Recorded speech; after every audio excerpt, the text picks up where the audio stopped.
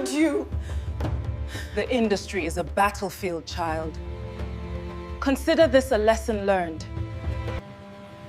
I thought I was broken completely, but your words, they give me strength. You are strong, my dear.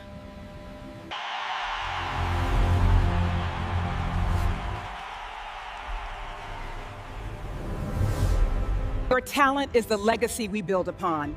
Use these bold colors to tell your stories, to demand justice through beauty and design. Chidima was born into poverty, but poverty was never what defined her, because even as a child, she carried a rare gift that money could not buy: the ability to see beauty where others saw nothing, to imagine stories inside colors, textures, and patterns, and to turn ordinary fabric into silent poetry. And this gift followed her into adulthood as she lived alone in a tiny rented room in Inanna, Abuja, where the walls were thin, the nights were long, and dreams were her only luxury. Every evening, after returning from her exhausting job as a salesgirl in a small clothing shop in Woos, she would light a weak candle, sit on the edge of her narrow bed, and sketch tirelessly, drawing dresses inspired by the rhythm of African traditions and the bold confidence of modern fashion, designs that flowed like rivers, silhouettes that spoke without words, outfits that felt alive. Yet despite her extraordinary talent, Chidima remained invisible to the world, because talent without opportunity is like a seed trapped beneath concrete. She earned barely enough to eat, let alone buy quality fabric or sewing tools. And every day as she walked home past the glowing boutique windows of Abuja's central business district, she paused to stare at mannequins dressed in luxury, whispering to herself that one day her designs would stand behind glass like that, admired by strangers, respected by the industry. But deep down she feared that one day might never come, because no one powerful knew her name. No one influential believed in her, and dreams alone do not open doors. Yet fate has a way of testing those it intends to elevate, and one ordinary afternoon, Destiny walked into her shop wearing expensive perfume and authority in her posture, when Auntie Toy, one of Abuja's most respected fashion designers, arrived searching for fabrics, and while Chidima assisted another customer, carefully explaining color harmony, drape, and styling with natural confidence, Auntie Toy watched closely, noticing how effortlessly the young girl spoke the language of fashion, how her eyes measured fabric like an artist, how her mind worked faster than her hands, and when the customer left satisfied, Auntie Toy approached her and asked where she had learned such knowledge. And Chidima shyly admitted she had never been taught, that she simply saw it in her head. And at that moment, Auntie Toy smiled, a smile that felt like approval but hid unreadable intentions, and offered her an apprenticeship in her prestigious fashion house, a chance to learn, to grow, to finally step into the world she had only dreamed of. And Chidima's heart nearly stopped, because to her this offer was salvation, the answer to years of silent prayers, and without hesitation she accepted, leaving her sales job the same day, believing she had finally been chosen, believing her suffering was ending, unaware that not every opportunity is a blessing, and not every mentor is a protector, because sometimes the hand that lifts you is the same hand that plans to take everything you create. That night, as Chidima lay awake in her small room, surrounded by sketches scattered like stars across her floor, hope filled her chest for the first time in years, and she promised herself she would work harder than ever, never imagining that this moment of joy was the calm before a storm that would try to erase her name, steal her voice, and test whether true talent can survive betrayal. For 2 years, Chidima lived inside Auntie Toy's fashion house, believing she had finally entered the world she was born for. And every morning she arrived early, stayed late, and worked with a devotion that went beyond duty. Because to her, this was not just an apprenticeship. It was survival, hope, and identity combined. And under Auntie Toy's guidance, she learned the technical language of fashion, how different fabrics behaved under tension, how patterns could shape confidence, how colors could communicate power, but more importantly, she poured her soul into the creative process, often sketching ideas long after everyone else had gone home, filling notebooks with original concepts inspired by African heritage and modern elegance. And Auntie Toy seemed pleased, often praising her dedication, occasionally calling her gifted, and Chidima mistook this approval for protection. Until the day everything shifted. The day Auntie Toy walked into the studio and found Chidima sketching a dress during a quiet moment.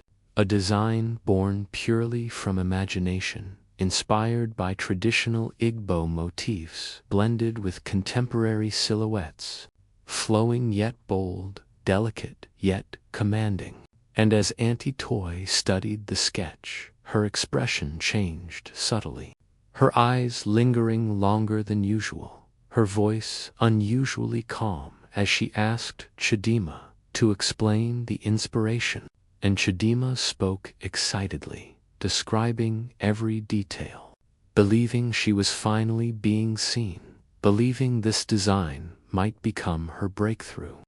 Yet 2 weeks later, her heart shattered when she saw that same dress displayed in Auntie Toy's boutique on Victoria Island, flawless in execution, identical in detail, bearing only Auntie Toy's label. And in that moment, Chidima felt something inside her break quietly, painfully, because recognition had been stolen along with her creation. And when she confronted Auntie Toy with trembling courage, she was met not with gratitude but with cold authority, told that everything created under her roof belonged to her, that apprenticeship meant ownership, and that Chidima should be grateful for exposure rather than asking questions. And from that day onward, the theft became systematic, almost cruel in its efficiency. As every sketch Chidima created vanished from her desk and reappeared as a finished garment credited to Auntie Toy. While magazines praised Auntie Toy's genius, customers admired her vision, and the fashion world applauded her originality. Never knowing the real creator stood silently in the background, watching her identity dissolve piece by piece. And whenever Chidima gathered the courage to speak, she was dismissed, belittled, reminded of her poverty and replaceability, told that without Auntie Toy she was nothing. And slowly those words burrowed into her mind, making her question her own worth, her own understanding of right and wrong, until silence became her shield and doubt her constant companion. And just when she believed endurance would save her, Auntie Toy discarded her without warning, accusing her of inconsistency and slowness, giving her 1 hour to pack her belongings and leave. And Chidima stepped into the Abuja night, carrying nothing but a small bag and a heart heavy with injustice, knowing her designs were walking the city on strangers' bodies while her name disappeared completely. And as she wandered through familiar streets now filled with strangers, she understood for the first time that betrayal hurts deepest when it comes from someone you trusted with your dreams. and that exploitation often wears the mask of opportunity, smiling kindly while slowly stealing your light. The night Chidima was thrown out of Auntie Toy's fashion house marked the beginning of her deepest fall, because within hours she lost not only her job but her identity, her shelter, and her sense of direction. And as she walked the streets of Abuja with swollen eyes and shaking hands, every familiar corner felt hostile, every bright light mocking her loss.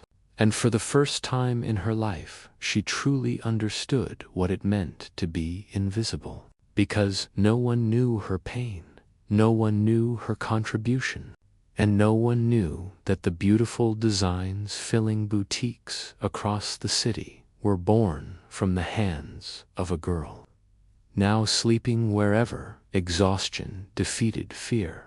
For 3 long months, Chidima drifted between borrowed spaces, sometimes staying briefly with distant acquaintances, sometimes curling up in market corners when kindness ran out, surviving on hunger and bitterness, replaying memories of stolen sketches and cruel words, blaming herself for trusting to Isili, for believing talent alone could protect her. And anger became her constant companion, anger at Auntie Toy for stealing her dreams, anger at the industry for rewarding theft, and anger at herself for remaining silent so long, until one cold evening fate placed her before a roadside food stand where the smell of pepper soup cut through her despair.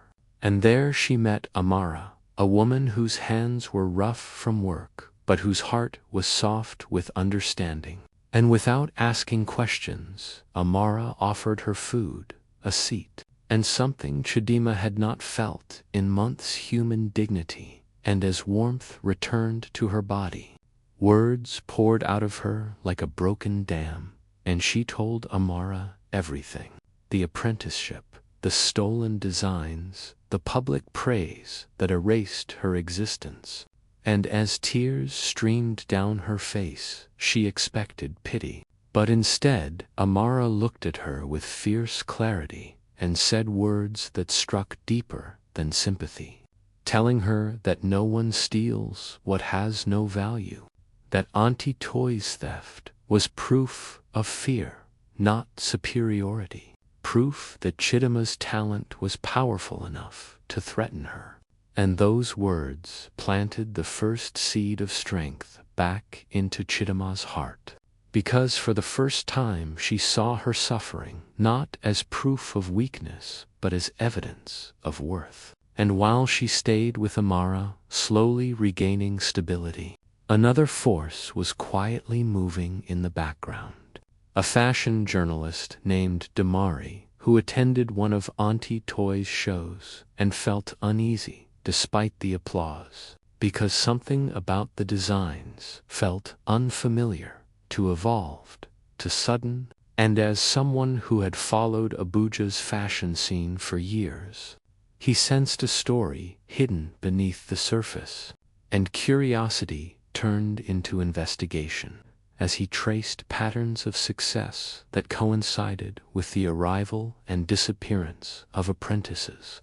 And whispers led him to Chidima, the forgotten girl whose name rarely survived conversations.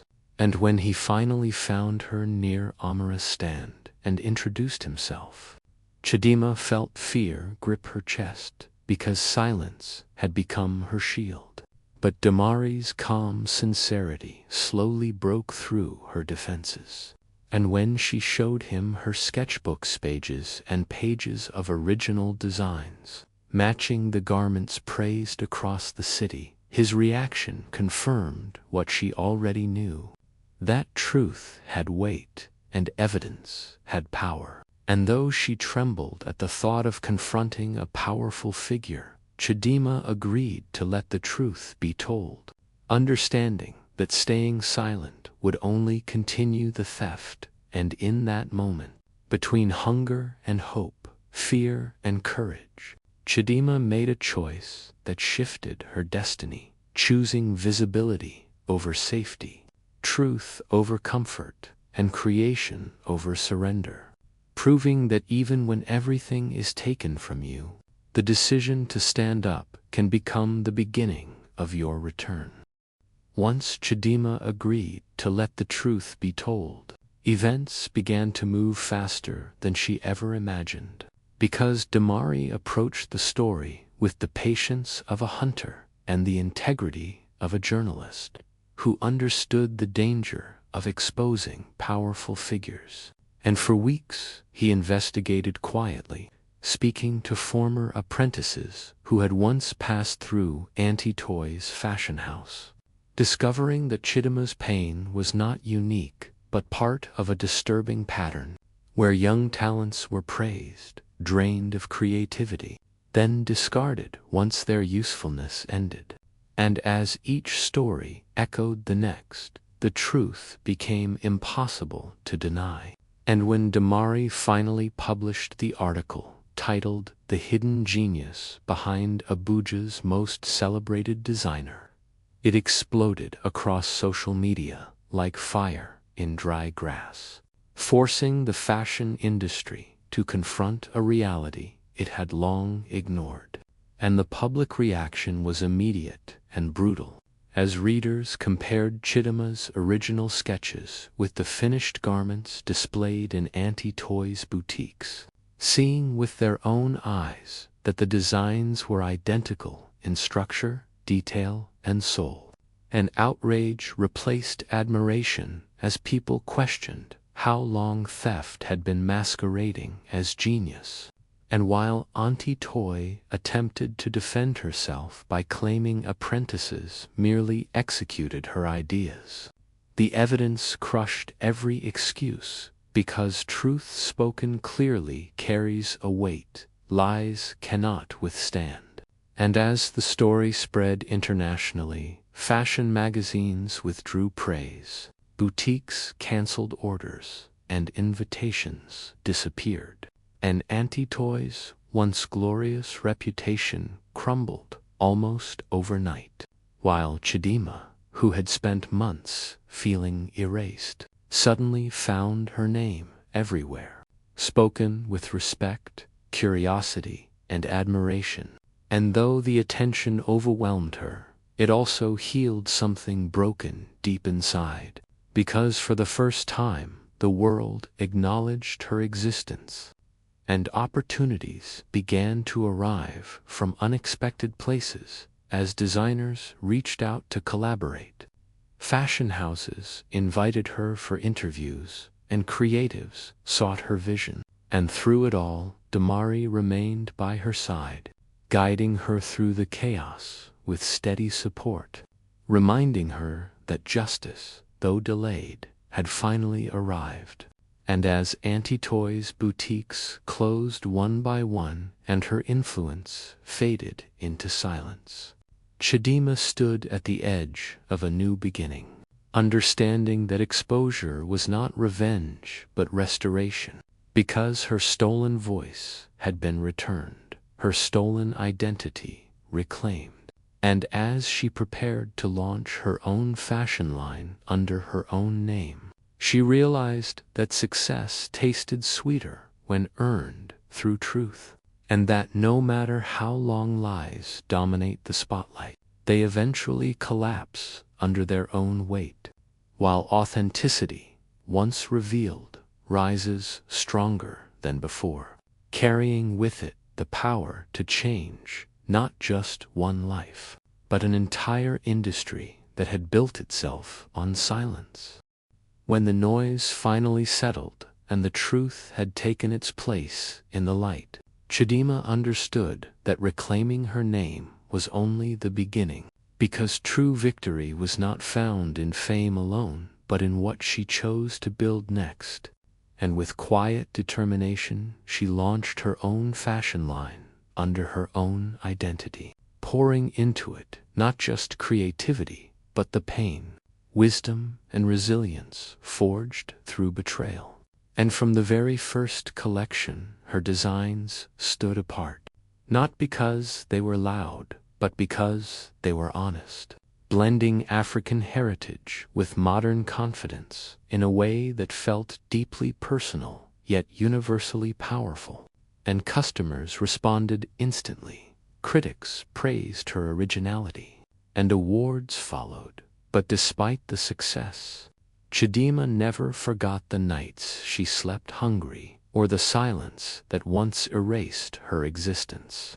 And instead of letting bitterness harden her heart, she transformed her experience into purpose by founding the Chidima Academy of Fashion Design, a free school created for young girls from poor backgrounds who had talent but no access, no protection, and no voice. And there she taught not only design but documentation, contracts, and intellectual property, ensuring that no student would ever walk blindly into exploitation as she once had.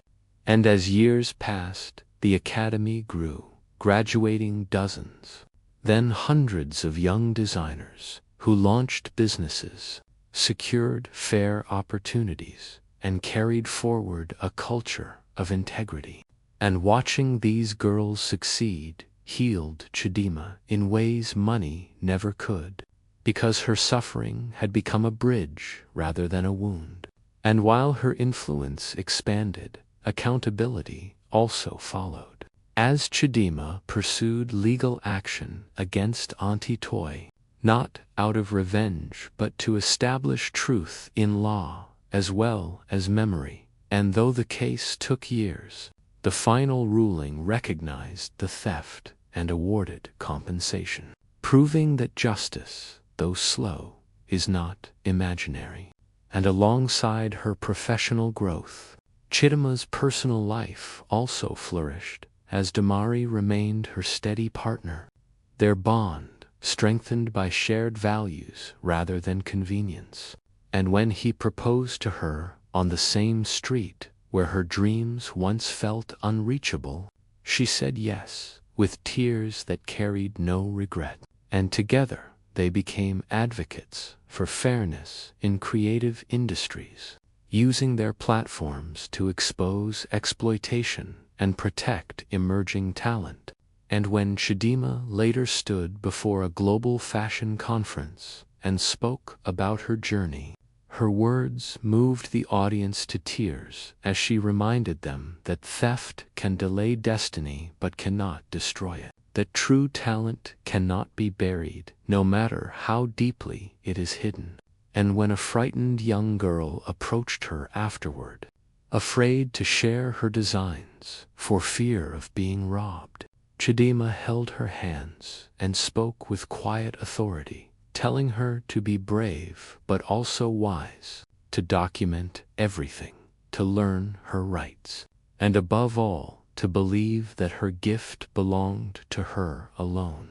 And as that girl walked away inspired, Chidima understood the full circle of her journey, realizing that her story was no longer just about stolen dreams, but about reclaimed power, about how pain can become purpose, how betrayal can sharpen vision, and how resilience can turn injustice into legacy. Because Auntie Toy had tried to erase her, but instead she created something greater than revenge of future, where others would never have to disappear in silence again.